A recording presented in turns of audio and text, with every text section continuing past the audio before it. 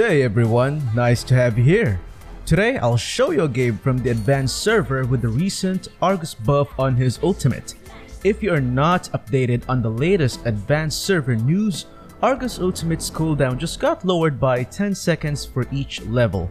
If you want to see its full potential, then I suggest on you watching this video completely just to get a better feel on how fast the cooldown really is. Before we continue though, I want to give my shoutouts to Pain, Argus Gaming, Kagami Koshin, Silver Eye YT Gaming, Unknown Girl User, Arjun Hell, NNS Films, and Argus. Thank you guys for always supporting our channel. You guys are awesome. We also have ample amounts of Joff, the Malay Boy, Zenki24YT, Ahmad A4D, Rex Adam, and King Joe. And they too host YouTube channels, so make sure to give them some love. On the next season, once Project Next Phase 2 has been officially released, the meta will be dramatically changed. And if you fail to understand that fact, you will fail to adapt. If you fail to adapt, you will lose games. A lot of games. With that being said, I need you guys to remember that if you want to be successful playing as Argus, you have to adapt as well. Change your build. It's called a revamp, not a buff. A revamp is supposed to alter either the looks or the mechanics of a certain hero. So if the mechanics have changed, well, the build will too. Which brings me to my next point. Once released, get Vengeful Battle Axe fast. And I mean get that as your first item.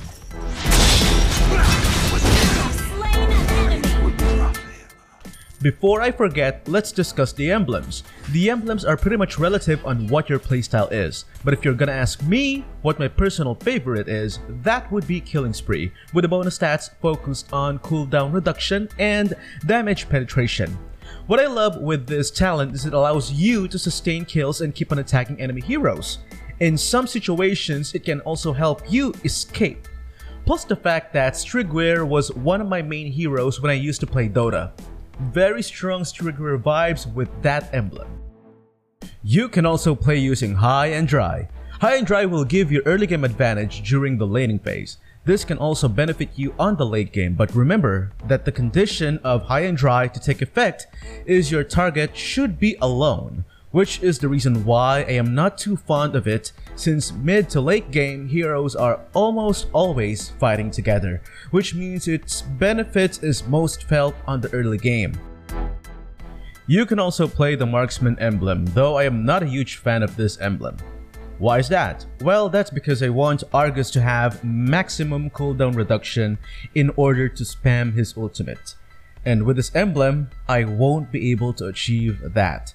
This is a good emblem if your playstyle involves just bursting your enemies due to the huge critical rate and damage it gives you. You can also try Lifesteal for an early game sustain and pretty much an additional Lifesteal or regeneration as well on the late game. When it comes to the Marksman emblem, the choice is up to you. Just know that this emblem is most useful on the late game, unlike the Assassin emblem that I discussed earlier, which can give you an advantage on the early game, mid, and up until the late game. I know some of you want to dominate on the late game, but before you decide on doing so, keep this in mind guys. All matches have a phase we call early game or laning phase, but not all games reach the late game. What I'm trying to say is, I'd rather invest on a build that can help me throughout the match rather than a build that is best used on the late game only. I strongly recommend Purify as your battle spell. His ultimate can simply dispel crowd control, but what if, while your ultimate is active, your enemy heroes decided to use another set of crowd control skills? With this battle spell, you will have the ability to charge in against multiple heroes with less worries of being crowd controlled. In addition to that, you get to help your teammates since their worries on them getting crowd controlled will be less since it'll be your job to soak in those skills. You can also try these battle spells depending on your playstyle or strategy. Viable, yes, but not the best choice in my opinion. Next item is going to be Magic Shoes or Magic Boots. This is vital in helping us reach maximum cooldown reduction without sacrificing too much damage output. And violence nourish me.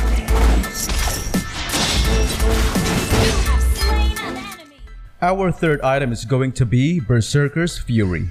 Berserker's Fury will be our main source of critical damage. This also further improves damage without the need of spending too many item slots. My fourth item is going to be Scarlet Phantom. People normally tell me I should get Windtalker instead. I strongly disagree since Windtalker doesn't add physical damage. While it's true that its unique passive procs critical magic damage, however, it does not help you in improving your passive's damage. Scarlet Phantom on the other hand has a good balance between additional attack speed and physical damage. This also greatly complements the effects of Berserker's Fury. The strongest shall survive.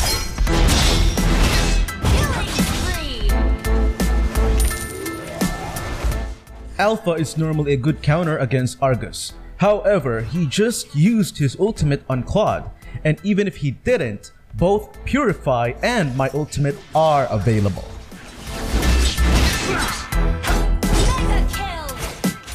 While I agree that Argus is better played on the lane, the buff they gave his second skill against jungle monsters is pretty decent.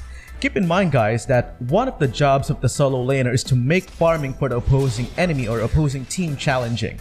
The buff on his second skill makes him more efficient in taking enemy jungle monsters. This also allows him to farm faster when transitioning from one lane to another. Strongest shall survive. Request backup.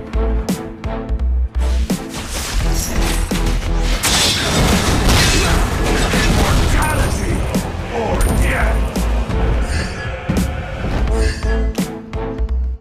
My fifth item is going to complete our ultimate's cooldown reduction, and that is none other than Hunter Strike. Hunter Strike will allow us to use our ultimate every 19 seconds. Yes, you heard that right. 19 seconds.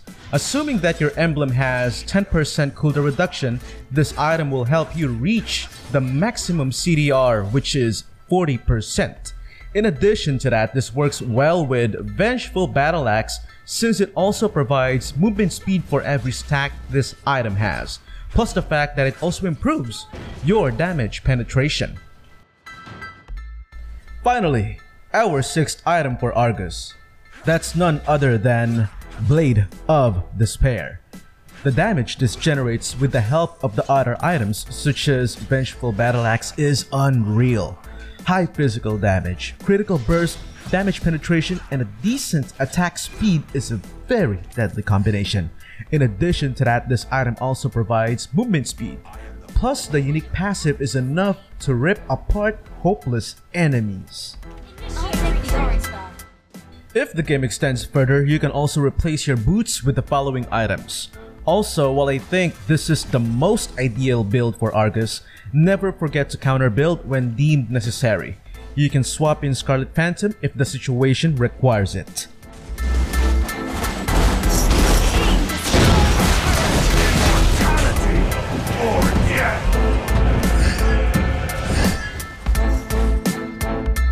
Your team destroyed. With this build, you won't feel the ultimate's cooldown at all, yet you will not lose out on hefty burst damage, critical, and attack speed. Watch me ramp up my kills from here on out. Your team destroyed the turret. Immortality or death. For those who are not aware of it, melee basic attacks deal splash damage, and same as Spell Vamp, his ultimate's multiplier works the same way as well when it comes to the HP regeneration. That means any and all damage you inflict, be it on your primary target or enemy units around your target will contribute to your HP regeneration. If you plan on using your ultimate, try to use it in large crowds.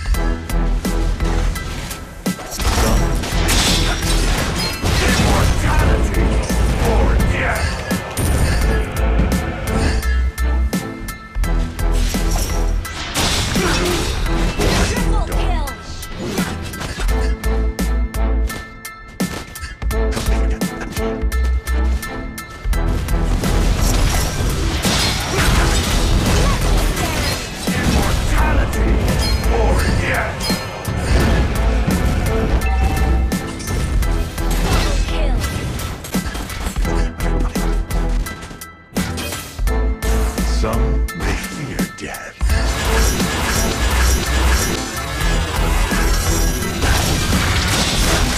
Immortality or death.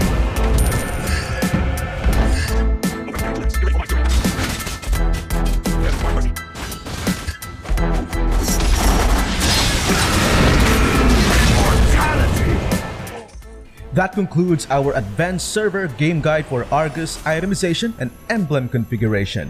I hope this video helps you guys realize what Argus has to offer on the upcoming season.